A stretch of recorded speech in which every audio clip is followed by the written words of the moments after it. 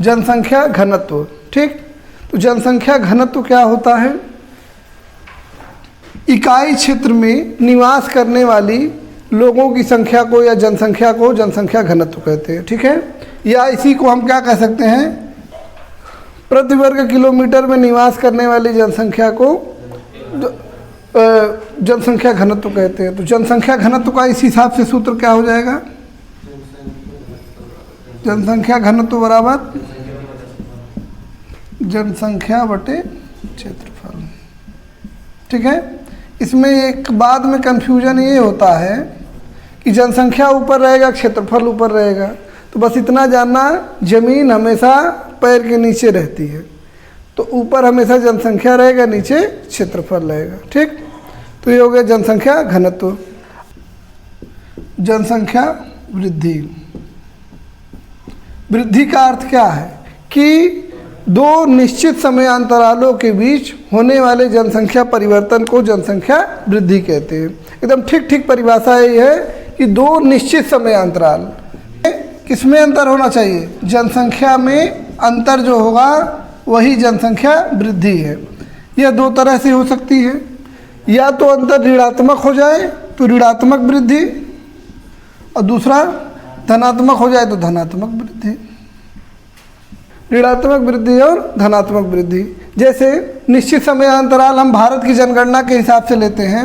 एक जनगणना हुई है 2011 में और एक जनगणना हुई है 2001 में। हर 10 साल में होता है, इसी साल बस गड़बड़ हुआ है।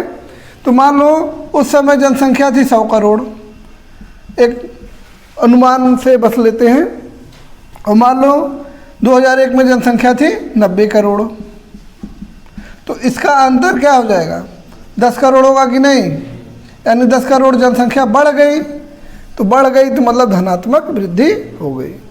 जनसंख्या में धनात्मक वृद्धि कितने का? 10 करोड़ का। अब देखो, ऋणात्मक वृद्धि भारत में अभी तक केवल एक बार हुआ है। कब हुआ है? 1911 से 1921 के बीच में, ये याद रखना। ठीक है, और ऋणात्मक वृद्धि क्या होगी? ऋणात्मक वृद्धि तब होगी जब किसी कारण से मृत्यु अधिक हो जाए और जन्म कम हो जाए।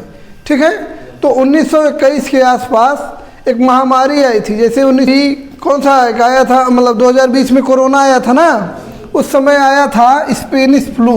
उसी समय पड़े हो गए कोरोना के समय, स्पेनिश फ्लू। और इसी समय भारत वाले लोग भी विश्व युद्ध में लड़ने गए थे, और उसकी वजह से जो महामारी फैली, जनसंख्या पूरे दुनिया में घटी थी, तो भारत में भी घटी थी। समझ में आया? तो वही 1921 में एक बार जो है नकारात्मक वृद्धि होगी, ऋणात्मक वृद्धि होती है। ठीक है, और कभी भारत में ऐसा नहीं हुआ है। अब देखो जनसंख्या वृद्धि दर क्या होती है? तो दर बताए थे, किसी भी चीज़ को प्रतिशत में निकालना ही दर है। तो जनसंख्या वृद्धि दर का मतलब जनसंख्या की वृद्धि को प्रतिशत में व्यक्त करना, प्रतिशत में व्यक्त करना, ये परिभाषा हो जाएगी। बाकी सूत्र लिख देना। सूत्र क्या होगा इसका?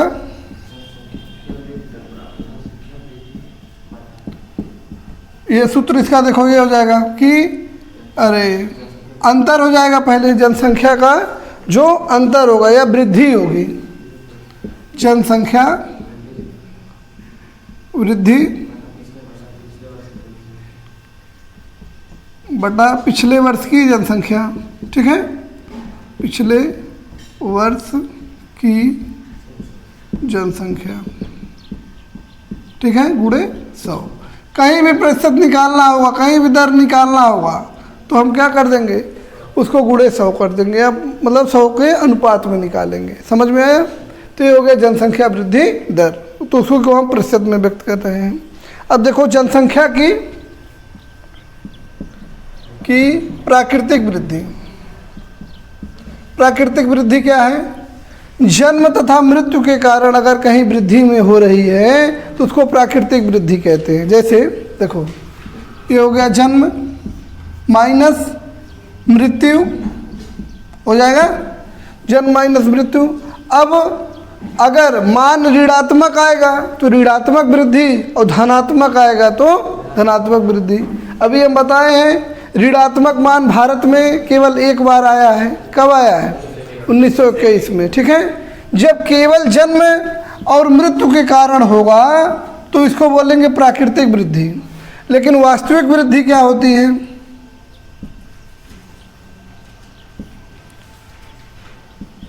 वास्तविक वृद्धि, जनसंख्या की वास्तविक वृद्धि।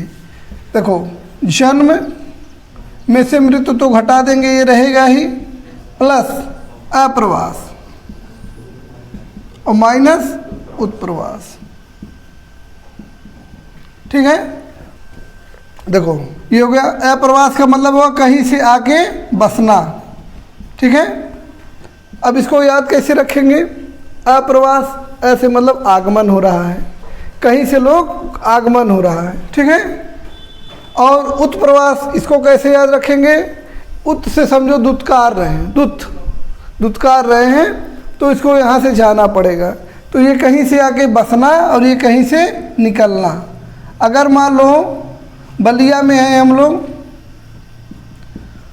बलिया में मान लो 100 लोगों का जन्म हुआ, 50 लोगों की मृत्यु हुई एक साल में। ठीक है, और बाहर से लोग आके, दूसरे ज़िले से आके लोग बस गए, कितने, मान लो 100 लोग बस गए, और बलिया से निकलकर बहुत लोग कमाने उमाने गए थे मुंबई, तो वहाँ जाके बस गए, तो 120 लोग मान लो जाके बस गए बाहर।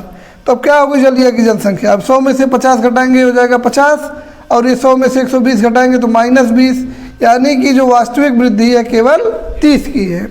लेकिन अगर हम प्राकृतिक वृद्धि निकालते तो क्या होता? 50 होता कि नहीं? समझ में आया? प्रतिशत नहीं है, 50 लोगों की प्राकृतिक वृद्धि होती और वास्तविक वृद्धि केवल 30 की हुई। समझ में आया?